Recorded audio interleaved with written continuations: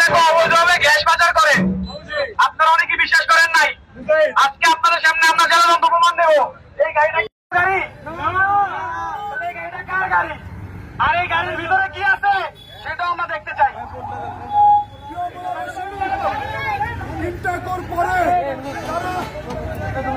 অবৈধভাবে গ্যাস লুটপাট করছে।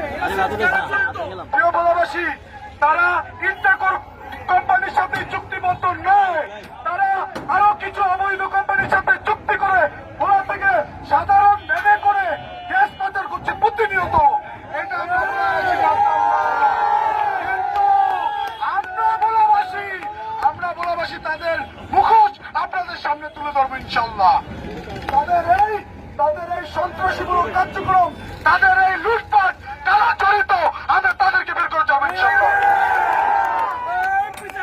বিচার চাই, বিচার চাই, দালালিদের বিচার চাই, বিচার চাই।